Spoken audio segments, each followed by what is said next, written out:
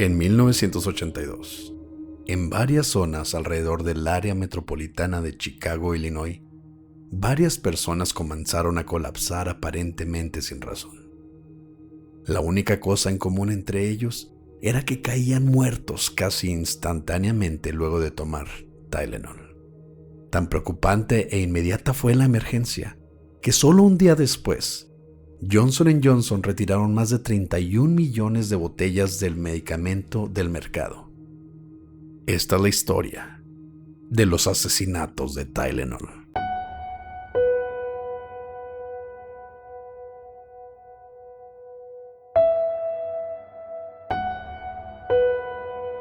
Estás escuchando Señales Podcast.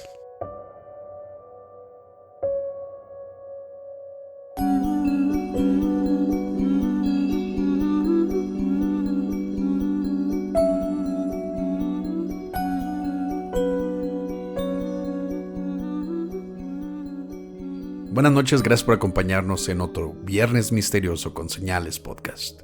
Como siempre, un saludo a nuestro amigo Antonio de Relatos de Horror.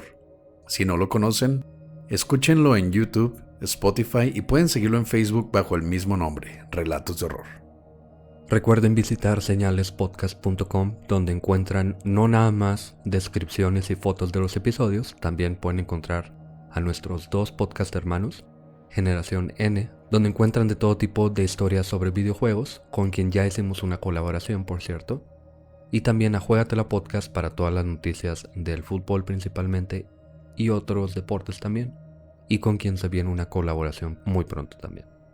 Y ahora vamos con nuestro asesino más peculiar, por así decirlo, el analgésico Tylenol. Es 29 de septiembre de 1982. Son las 6:30 de la mañana en Elk Grove Village, Illinois. Mary Kellerman, de 12 años, despertó con síntomas de resfriado, así que le preguntó a sus papás si podía faltar a la escuela. Sus padres estuvieron de acuerdo y para ayudarla a sentirse mejor le dieron Tylenol. Unas horas luego, Dennis Kellerman, su papá, la vio entrar al baño y cerrar la puerta. Poco tiempo después, escuchó un golpe. El padre se acercó al baño y preguntó: «Mary, ¿estás bien?», pero no obtuvo respuesta. «Mary, ¿estás bien?», preguntó de nuevo. Y nada. Preocupados por la niña, los padres abrieron la puerta del baño, donde encontraron a su hija inconsciente en el suelo, aún en pijamas. Dave Spong fue uno de los paramédicos que llegó a la casa luego de llamar al 911, quien intentó hacer reaccionar a Mary con todos los medicamentos a su alcance, pensando que tuvo una embolia o un paro cardíaco, pero nada funcionó. La ambulancia la transportó al hospital Alexian Brothers Medical Center y a las 9:56 am, Mary Kellerman es declarada muerta. Los oficiales de policía interrogaron a los padres, se aseguraban de que su historia fuera la misma, les preguntaron qué medicamentos había tomado su hija, pero nada parecía fuera de lo normal. Tylenol es el único medicamento que le habían suministrado, que además es un medicamento muy común, y parece simplemente un accidente raro y nada más. Creo que esa es la forma más épica de faltar a la escuela, güey. No creo que llegara a tanto para faltar a la escuela. O sea, es que hay gente que realmente odia la escuela, güey. Eso sí. Como a muerte, ¿no? Son cerca de las 12 del mediodía, cuando Adam Janus, un cartero de 27 años de Arlington Heights, quien pidió el día libre por despertar enfermo, fue por sus hijos al jardín de niños. Pasó a su farmacia local a comprar Tylenol y regresó a casa donde comió con sus hijos. Luego se tomó 2 cápsulas de medicamento y se acostó a descansar. Unos momentos después, el padre de familia caminó a su cocina, apenas capaz de mover sus pies, donde colapsó frente a sus hijos. Los niños llamaron al número de emergencias, pero los paramédicos no pudieron hacer nada por Adam, quien falleció cerca de las 3:15 de la tarde sin explicación alguna en el hospital Northwest Community. Los doctores hablaron con su familia, incluyendo su esposa Teresa, sus padres y algunos familiares más, quienes, devastados por la sorpresiva muerte de Adam, decidieron pasar la noche en su casa para estar con los niños y su viuda. A las 3:45 de la tarde, Mary Lynn Rayner, de 27 años, se encontraba en su casa en la ciudad de Winfield. Todo esto pasa alrededor de la ciudad de Chicago. Son ciudades o como fraccionamientos que están alrededor de la ciudad de Chicago, incluyendo Winfield, y ella ya tenía unos días descansando luego de dar a luz a su cuarto hijo. Por alguna razón, probablemente relacionada con el parto y el cansancio de tener un nuevo bebé, Mary no se sentía muy bien de salud, así que decidió tomarse unas cápsulas de Tylenol. Ella también cayó inconsciente y jamás volvió a despertar. Son cerca de las 5 de la tarde. La familia de Adam Janos está en su casa, lamentando su muerte y planeando su funeral. Su hermano, Stanley Janos, se comenzó a quejar de un fuerte dolor de espalda, así que le pidió a su esposa, quien también se llamaba Teresa, que le consiguiera Tylenol del baño de su hermano. Ella, quien ahora tenía dolor de cabeza, probablemente por el estrés y tristeza en la que se encontraban todos, decidió tomarse 2 cápsulas después de darle unas a su esposo. Adam colapsó casi inmediatamente. Su esposa Teresa también cae inconsciente solo unos minutos luego. Los doctores y enfermeras en el hospital están completamente perdidos por lo que está pasando. Nadie tiene idea qué haya causado que 3 personas en la misma casa hayan colapsado sin explicación. Tanto Adam como Stanley estaban muertos. Teresa estaba en condición crítica, pero se esperaba que falleciera pronto. Imagínate estar en esta casa, por ejemplo los papás de Adam y de Stanley, y de pronto caen muertos sus hijos sin razón, uno tras otro, y aparte la esposa de uno de ellos, y no pasa absolutamente nada. No hay una fuga de gas, no muestran algún síntoma raro, simplemente parece que tienen un ataque al corazón los 3, que tienen entre 30 y 27 años. O sea, gente completamente sana, ¿no? Sí, no hay ninguna razón, y de pronto, de un momento para otro ya están muertos. Yo diría que es una casa embrujada. Justo estaba pensando, estar en la casa, de pronto se mueren 3 personas a tu alrededor y dices, vámonos de aquí. Sí, a huevo. Vamos a quemar este lugar y tráete el Tylenol por si nos duele la cabeza con este estrés. Fíjate que qué bueno que nadie más tomó ese Tylenol, aunque, bueno, sí pasó al principio. A las 6:30 de la tarde, unas horas después, Mary McFarland, de 31 años en Elmhurst, se queja de dolor de cabeza con sus compañeros de trabajo en un centro de atención telefónica. Qué común. Los dos hemos trabajado en centros de atención telefónica y sí es bien normal que te duele la cabeza. Sí, bastante. Fíjate que preferiría matarme que volver a un centro de atención telefónica. Es que esta chavita al principio dijo, me voy a morir porque no la voy a armar en la escuela y voy a terminar trabajando en un call center. Entonces mejor me muero a la chingada antes de llegar a ese infierno. Saludo a quien sea que trabaje en un centro de atención telefónica. Hay vida después de eso, créanme. Mary se tomó unos minutos en el cuarto de descanso, donde se tomó al menos una cápsula de Tylenol, y solo unos minutos después cayó inconsciente. Para las 8 de la noche, una de las enfermeras, Helen Jensen, y el oficial de policía, Nick Pichos, se encuentran en casa de los Janos, intentando averiguar qué ha causado la muerte de 3 personas en el mismo lugar a solo unos minutos uno después del otro y casi instantáneamente, sin encontrar nada, excepto Tylenol. Helen Jensen, ella es una heroína, totalmente, se da cuenta, luego de contar las cápsulas, de que al bote de medicamento le faltan exactamente 6, y son 3 las personas muertas. Y aunque no tenía sentido que esta fuera la causa, en su mente ya había hecho la conexión. Cerca de las 9:30 de la noche, una asistente de vuelo de 35 años, llamada Paula Prince, llegó de un vuelo desde Las Vegas al aeropuerto internacional O'Hare. En camino a su casa, se detuvo en una farmacia y compró Tylenol. Y desde ese momento, la mujer desapareció por varios días. No contestaba su teléfono, no se presentó a trabajar y nadie sabía nada de ella. El viernes 1 de octubre, 2 días después, sus familiares piden a las autoridades que fuercen la puerta de su casa. Ese mismo día, Paula es encontrada en el suelo de su habitación, muerta, solo a unos metros de un contenedor abierto de Tylenol. Este caso de Paula Prince, descubren que se debe a esto del Tylenol después de que ya descubren totalmente qué fue lo que pasó. Pero es la última víctima, así que teníamos que hablar de ella, obviamente. Pero esto pasa un poco después de lo que sigue que vamos a contar. El investigador, Nick Pichos, fue el único en tomar en serio la teoría de la enfermera. Por suerte y por alguna razón, los paramédicos que respondieron a la emergencia de la primer víctima, Mary Kellerman, decidieron tomar el medicamento como evidencia. Pichos pidió que le llevaran el bote al hospital y al comparar este bote con el que obtuvieron en casa de los Janos, se dio cuenta de que ambos tenían el mismo número de control, MC2880. Pichos llamó al examinador médico Edmund Donoghue, quien estaba a cargo del caso, explicándole lo que había descubierto. Donoghue entonces le pidió que abriera las botellas y las oliera. Pichos abrió el primero y vació las cápsulas, y aunque parecían normales, pudo percibir un fuerte olor. Abrió el segundo bote e inmediatamente le dijo a Donoghue por teléfono: ¿sabes? El primero huele exactamente como el segundo. A almendras. Los dos dijeron al mismo tiempo: cianuro. Y fueron afortunados de que Pichos pudiera olerlos. Se dice que solo 1 de cada 2 o 3 personas pueden detectar el olor a cianuro. O sea que estamos hablando de unas coincidencias impresionantes. Una enfermera que tomó, no sé, en cuenta que faltaban 6 pastillas y curiosamente este investigador era una de tan pocas personas en poder oler el cianuro. Este caso, de no haber sido por eso, creo que nunca se habría esclarecido. Habría sido más lenta la respuesta, pero yo creo que de todas maneras se habrían dado cuenta.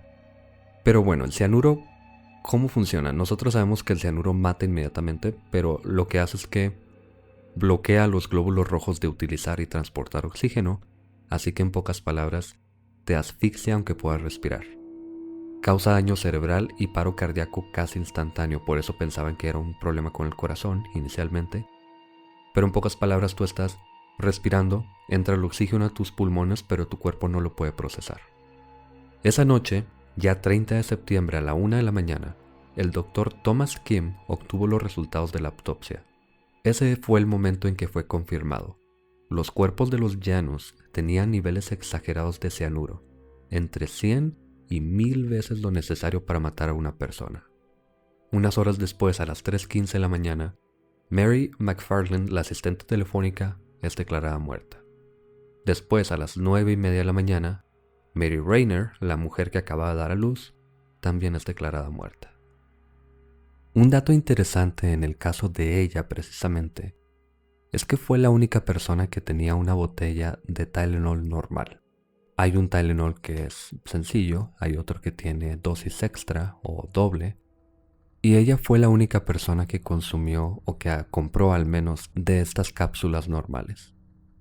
Pero cuando se investigó el bote que ella tenía en su pertenencia, se dan cuenta de que dentro del bote de cápsulas normales había cápsulas marcadas como dobles o con dosis extra.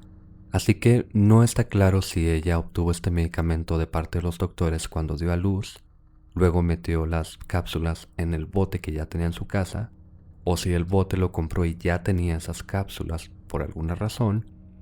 No se sabe exactamente cómo es que esas cápsulas llegaron a ese bote. Pero es interesante saber que había 2 tipos de cápsulas de Tylenol en el mismo bote. Ya hay algo ahí, algo está pasando. Y aquí es donde se empiezan a tomar cartas en el asunto por parte de fabricantes, por parte de los medios. Cerca de las 10 de la mañana, un representante de Johnson & Johnson se presentó en la oficina del examinador médico Donoghue, a quien le explican que el Tylenol ha sido la única conexión. Solo unos minutos después, Donoghue da una conferencia de prensa en la que advierte que han encontrado cianuro en unas botellas de Tylenol y le piden al público no consumirlo. A las 3 de la tarde del mismo día, Johnson & Johnson pide al público y distribuidores regresar todas las botellas con número de lote MC2880, que eran cerca de 31 millones de botes, más de 100 millones de dólares en ese momento. Esto no es cualquier cosa, ¿eh?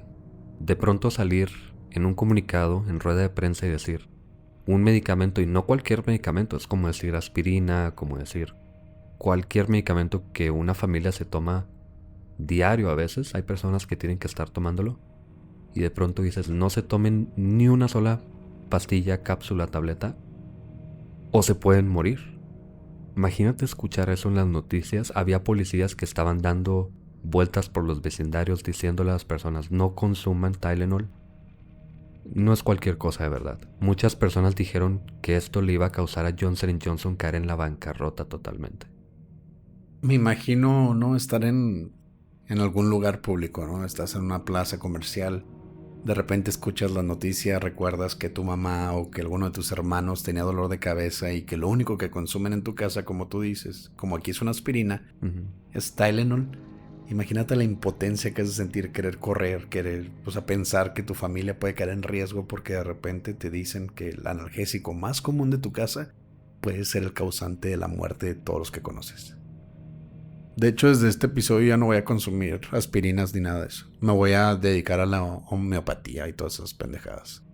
Bueno, ya luego vamos a descubrir que a partir de este caso tuvieron que tomarse cartas en el asunto, obviamente. No me vas a convencer, Pepe. Homeopatía. Bueno, ahorita hablamos de eso un poco. Hierbas.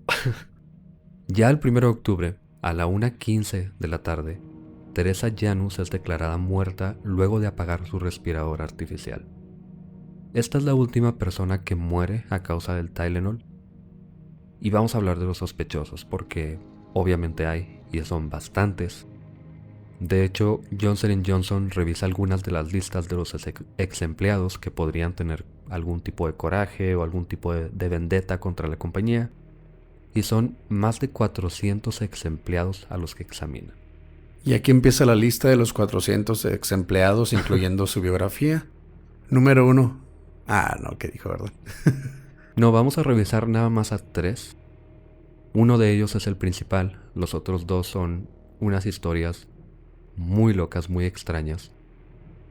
Pero el primero de ellos es Roger Arnold, un químico amateur que hacía básicamente experimentos en su casa. Fue investigado por haber trabajado como surtidor en una de las farmacias donde se compró uno de los botes contaminados. Y había comprado medicamentos en otra de las farmacias donde también se compró uno de los botes. Además, el papá de Mary Rayner, una de las víctimas, era compañero de trabajo de Roger, así que se creía que tal vez Roger tenía alguna disputa con Mary o con su papá. Ahí está la conexión, muy clara. Pero no lo pueden conectar al caso, y lo eliminan de la lista de sospechosos.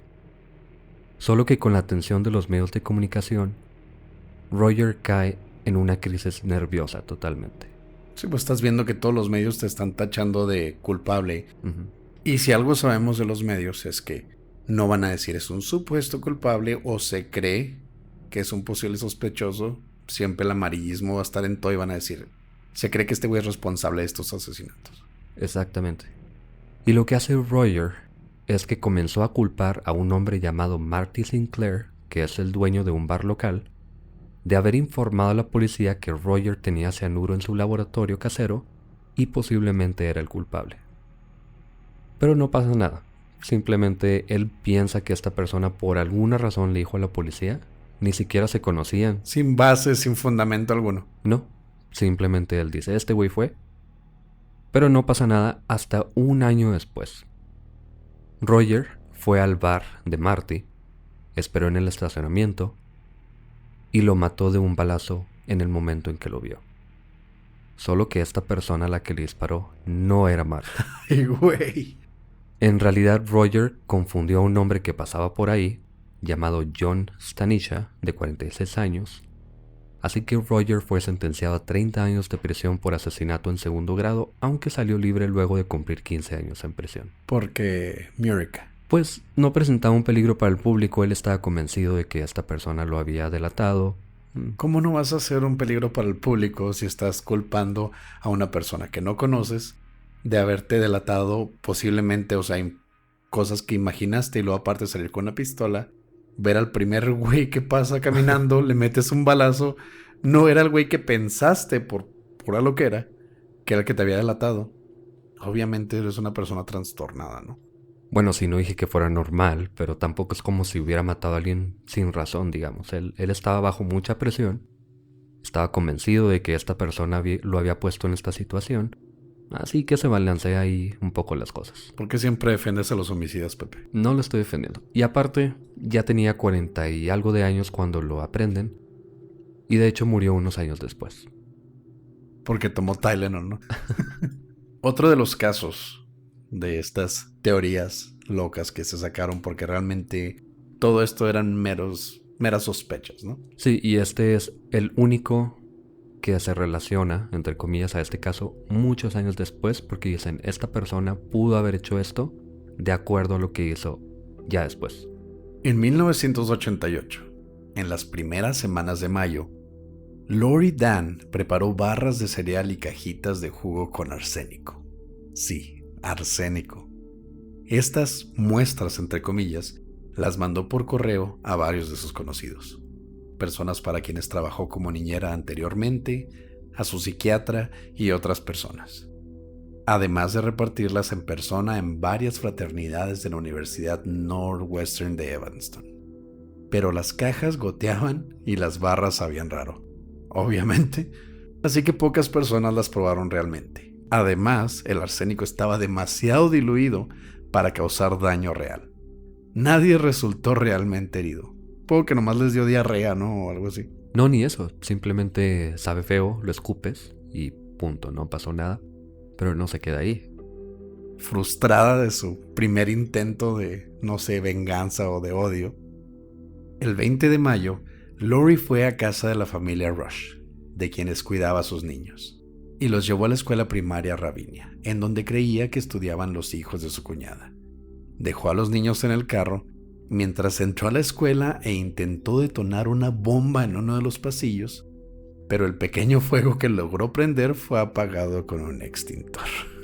Luego, fue a una guardería donde estaba la hija de su cuñada e intentó entrar con un bote de gasolina, pero fue detenida por los trabajadores. Obviamente, güey.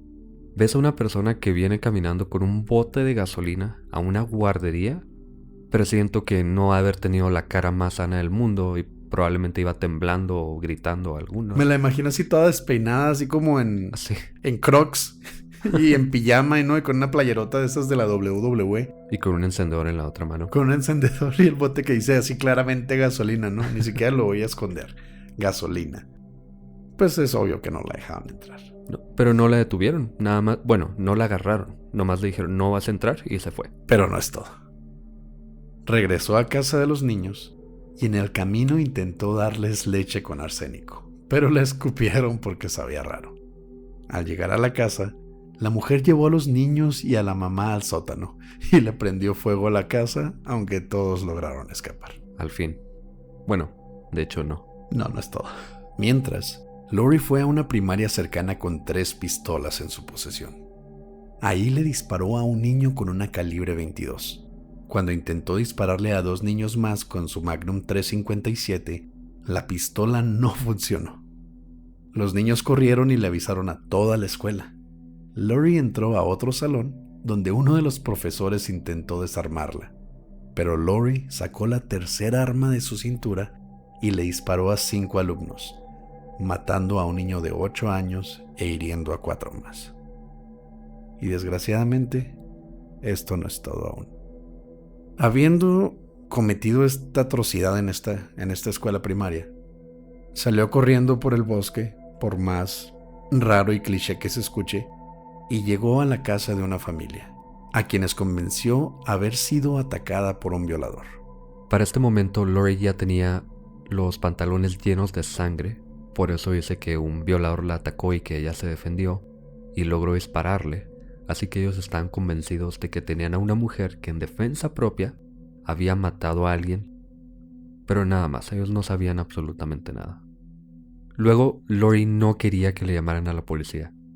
Ella decía que les tenía miedo, que no confiaba en ellos, quería que le ayudaran, pero no explicaba cómo, y la familia estaba convencida de que tenían que llamar a la policía. Por fin algo de razonamiento, ¿no? Sí. La policía llegaba a la casa, quienes recibieron la llamada de uno de los hijos, momento en que Lori le disparó a Philip Andrew, uno de los hijos, pero él logró escapar por una ventana y fue rescatado por la policía y fue llevado en ambulancia. Con la casa rodeada, Lori subió a uno de los cuartos donde la policía encontró su cuerpo. Se había disparado en la boca. ¿Cuáles eran las razones para que Lori haya hecho todo esto?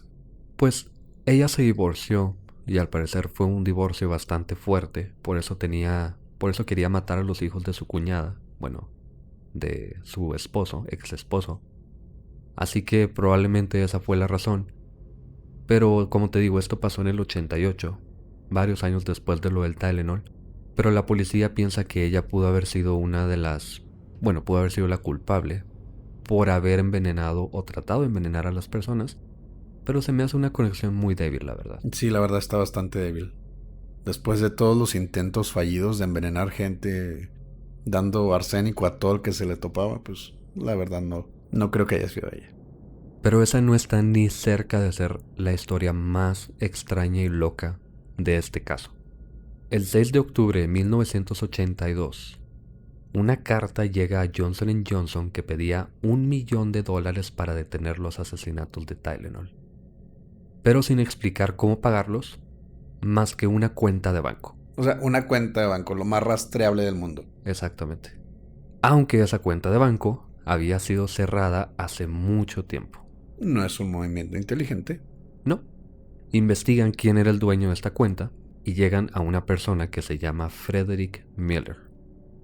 Pero luego de cuestionarlo, él le dice a las autoridades que las finanzas de su agencia de viajes las llevaba su contadora Leanne Lewis, aunque esa cuenta se había cerrado cuando su agencia cayó en la bancarrota.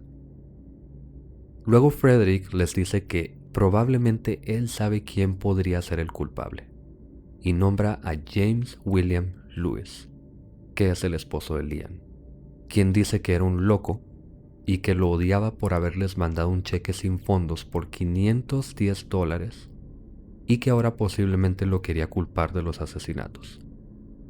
Cuando cierra la agencia de viajes de Frederick, él le manda un cheque a su contadora por $510, ya no tiene fondos así que rebota, y el esposo de la contadora ahora odia a Frederick obviamente, por $510. No lo voy a excusar, pero si eres una familia que depende enteramente de ese trabajo y estabas esperando ese dinero para, no sé, para pagar renta, para sobrevivir, para alimentar a tu familia, entiendo el coraje, la verdad sí lo entiendo. No es excusa, pero sí entiendo por qué habría querido planear algo contra el ex jefe de su esposa. Pero ahora nos vamos a dar cuenta de que esta historia va mucho más allá de esto. James Lewis, el esposo, tuvo una infancia peculiar. De niño persiguió a su madrastra con un hacha, intentando matarla. No lo logró, agarró a golpes a su papá y luego se escapa. Intentó suicidarse con sobredosis de medicamentos, probablemente aspirinas. No lo logró. Y ya después, cuando entra a la universidad, conoce y se casa con Leanne. Tuvieron un bebé con síndrome de Down, pero esta niña murió a los 5 años de edad. Luego de esto abrieron una empresa de contaduría. Ahí es donde trabajaba Leanne. Cuando ya tenían esta agencia de contaduría, ellos conocen a Raymond West. Él es un cliente de ellos que se hizo amigo de la familia, pero un día Raymond desapareció luego de quejarse de no sentirse bien. Lo buscó uno de sus amigos principalmente, quien llamó a la policía, y cuando van juntos a la casa de Raymond, ven que las cortinas están abiertas, pero no se ve nada más al asomarse por las ventanas. La policía decide no hacer nada y simplemente se van. Al día siguiente, el amigo regresa y ve las cortinas cerradas. Además, hay una nota en la puerta que dice: Raymond está fuera de la ciudad. Si tienen preguntas pueden llamar a James Lewis o a su contadora. El amigo sí notó algo diferente en esto. Raymond tenía la costumbre de, siempre que estaba en casa, dejaba las cortinas abiertas, por cualquier cosa. Aparte era un amigo muy cercano de él. Entonces, al ver este tipo de situación donde las cortinas estaban cerradas y había una nota en la puerta, en vez de notificarle a alguien, pues lo vio raro y empezó a levantar sospechas de que algo había pasado. Así que este amigo llama a la policía otra vez y les pide que entren a la casa como sea necesario. Cuando tumban la puerta y entran, no encuentran absolutamente nada. El amigo se siente mal porque tiraron la puerta, así que regresa a la casa e instala una puerta nueva con una llave nueva también. En ese momento James llega a la casa y el amigo le pregunta qué está pasando, pero James no le puede dar respuestas y simplemente le dice que Raymond no está en la ciudad. 3 semanas después, el amigo regresa a la casa, entra porque él es el que tiene la llave y huele algo raro. Llamó a la policía y junto con la policía encuentran una mancha de sangre en el techo, en el baño de arriba, donde ya después de subir encuentran el cuerpo descompuesto de Raymond. En el sótano encuentran algunas bolsas de basura con pertenencias de Raymond y James es cuestionado obviamente. Y una de las cosas que levantaron más banderas rojas en este caso fue que James intentó cobrar un cheque de $5,000 a nombre de Raymond. El banco intentó llamarle a Raymond para confirmar, pero este no respondió. Porque estaba muerto. O estaba fuera de la ciudad, dejó una nota. Güey, pon atención. Ok. Estaba en la granja con el perrito que tenía cuando tenía 5 años. No, güey, esa granja sí existe, así mandaron a mi perrito hace rato. Ok. En su casa, oficina y carro encontraron bolsas iguales a la de la casa de Raymond y cuerda, algunos documentos y cheques de Raymond, pero no podían determinar la causa de muerte por el nivel de descomposición. Además, no le leyeron sus derechos al momento del arresto a James, así que ninguna declaración se puede usar para un juicio y el cateo no fue legal. Así que no se le puede detener más por el asesinato. Pero no se rinden con él.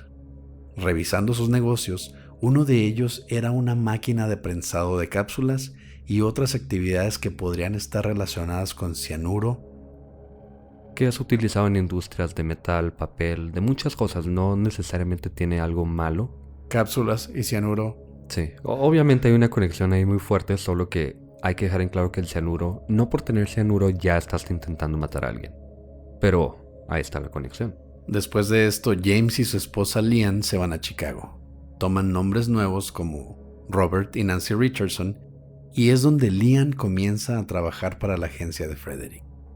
Pierde su trabajo, el cheque rebota, se van a Nueva York y ahora usan los nombres William y Karen Wagner, 25 días antes de los asesinatos de Tylenol. Aquí es donde comienza a regresar toda esta historia. Hasta ahorita estamos hablando del pasado de James, y ya en este momento cuando están en Nueva York es cuando la policía habla con Frederick y les dice, este James es un loco y ya vemos por qué, por toda esta historia, por todas estas conexiones. Pero la policía está perdida porque en primer lugar, James y su esposa Lian no están en Chicago, no están ni cerca de Chicago, están en Nueva York. Pero la carta que pedía $1 millón fue enviada desde Nueva York. Además, está sellada por la agencia de viajes para la que trabajaba Lian hace unos años. Así que saben que James mandó la carta, no hay duda. Y no era muy inteligente este señor, al parecer. No. Se dice también que tenía huellas dactilares la carta. Eso no lo pude comprobar, pero viene ahí en Wikipedia como un dato, aunque no le creo mucho, la verdad. Así que aquí hay dos cosas. Si ya saben que es James, ¿por qué lo hizo así? Es decir, pide $1 millón, quiere que se los depositen a una cuenta de banco que está cerrada, que no está a su nombre. Así que piensan, bueno, pudo haber sido para obtener dinero fácilmente, pero no tiene sentido cómo iba a cobrar el dinero. O quiere culpar a Frederick y simplemente quiere que lo culpen y ya. Eso sí es odio. Por $510. Por $510 nada más. Y esto no es todo. También James había mandado una carta al presidente en ese entonces, Ronald Reagan, diciendo que era Frederick amenazándolo de muerte. Así como, soy Pepe y los voy a matar a todos. Sí, así literal hizo este güey. Ya estoy muy convencido de que nomás quería que culparan a Frederick. Pero es el odio más tonto del mundo.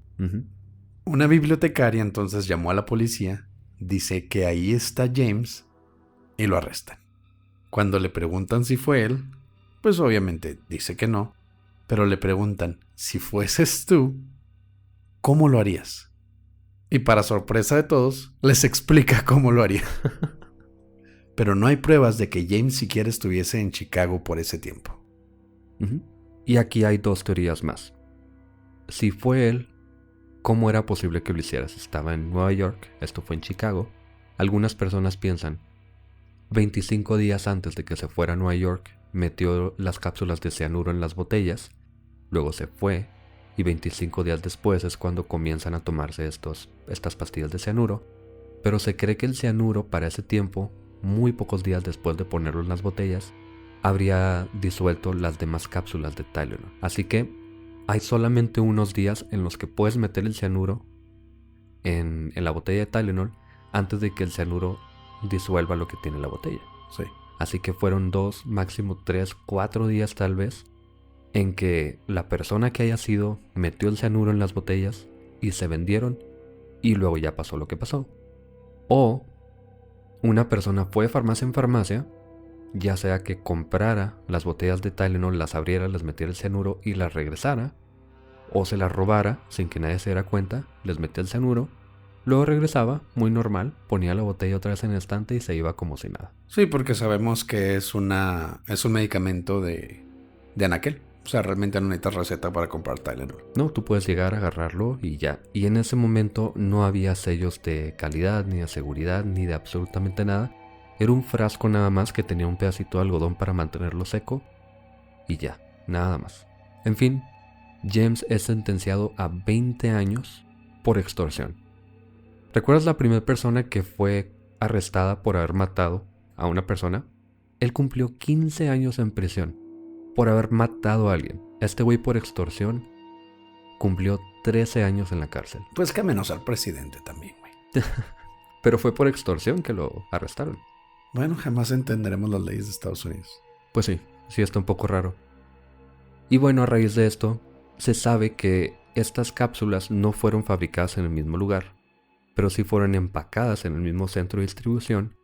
Así que se cree, como lo que te decía ahorita, de que podría haber sido una persona que entrara, agarrara las botellas y les pusiera el cianuro, pero es muy poco probable porque el número del lote era el mismo.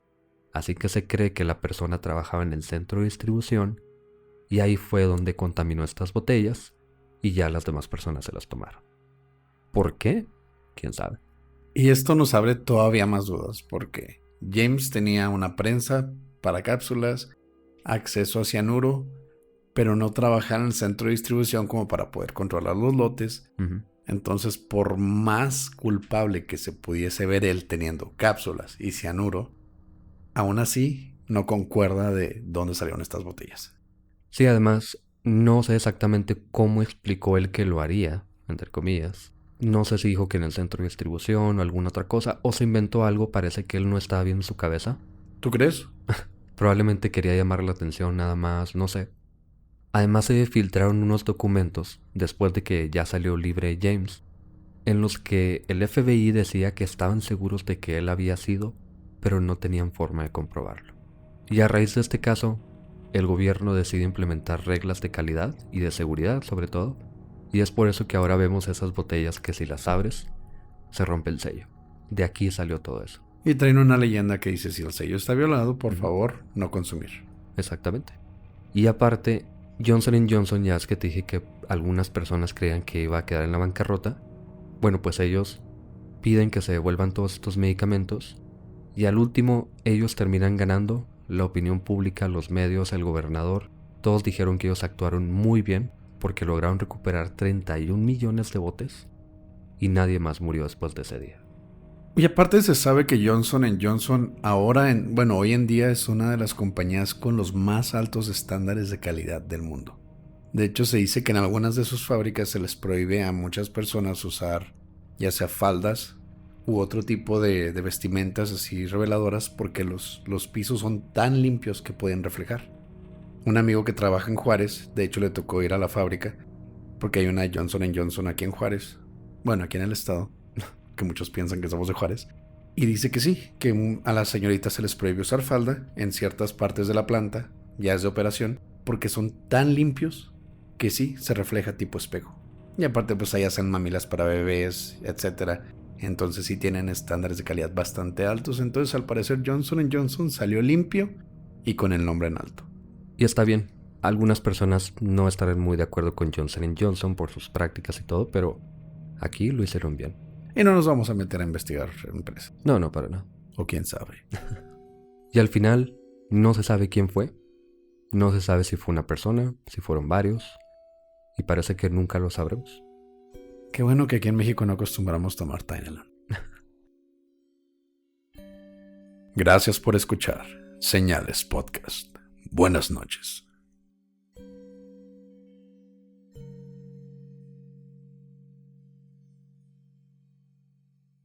Llegamos a los saludos y son muchos este episodio. De verdad, muchas gracias a todas las personas que nos piden saludos. Si no lo escuchan de pronto, probablemente los dejamos para el siguiente episodio, pero intentamos que no se nos pase ninguno. Primero que nada, en Instagram, Antonio Quintero de Illinois. Fíjate qué coincidencia de Illinois. A Ana Boites de León, Guanajuato. Gabriel Vega de Ciudad de México, que cumple años el 26. Feliz cumpleaños adelantado. Feliz cumpleaños. A Sami Escobedo de Mérida. Marcelo Ominto de Chile. Sara Balmore, que dice, ella me mandó un mensaje muy padre que dice que le recordamos cuando ella escuchaba a Juan Ramón Sáenz cuando era niña. Y es un honor que nos comparen con la mano peluda, de verdad. A Paulina López y su novio Alf Shinoda. A Yolatl Payán de Tijuana.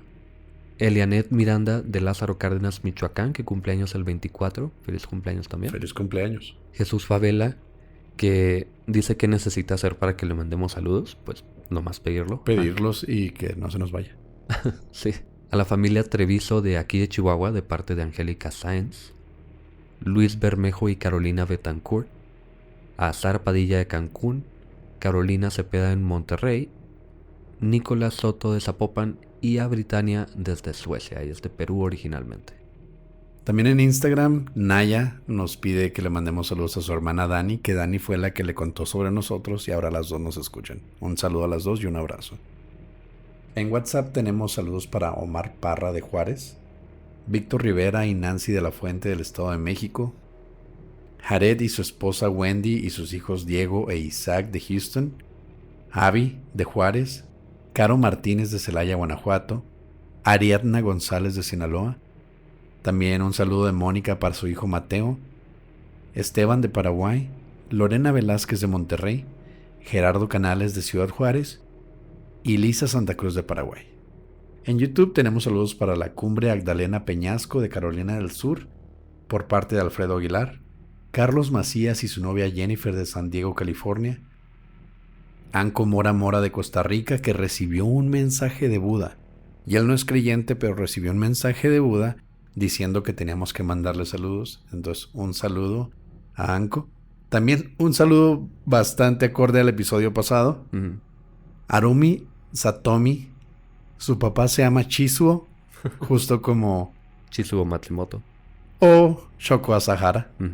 A Efren Milla Flores, que cumple años el 20 de este mes, de Amecameca, México. Feliz cumpleaños y un saludo, Fren. Me pidió un saludo Rob Lerma para su novia Pris Luna.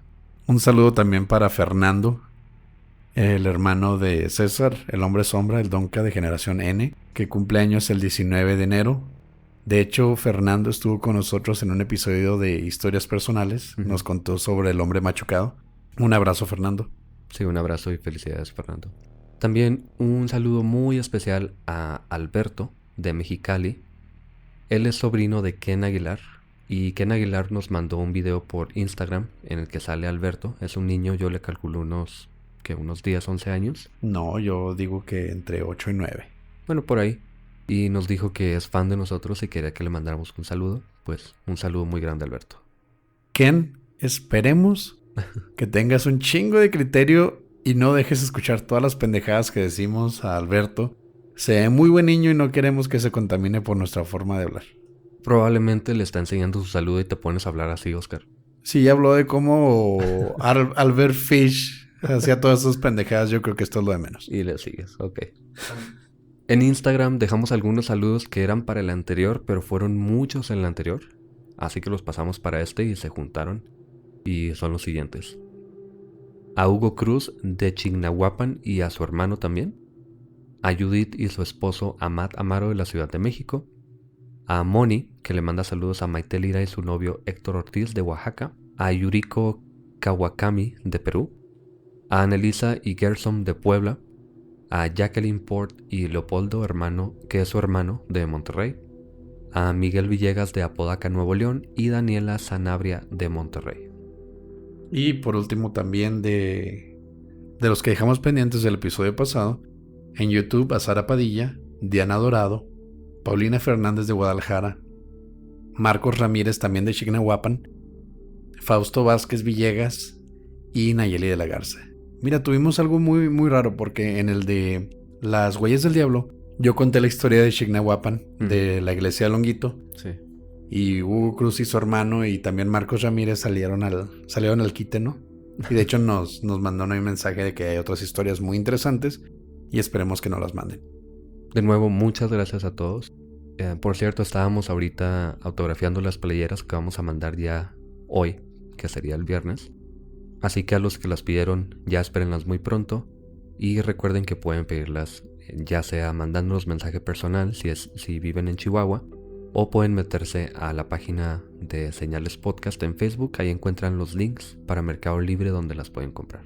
Aquí en Chihuahua yo voy a empezar por mi parte también, para los que ya me conocen, a hacer el pedido hoy viernes. Voy a empezar a tomar pedidos otra vez. Pepe también, a los que ya le han pedido por su lado.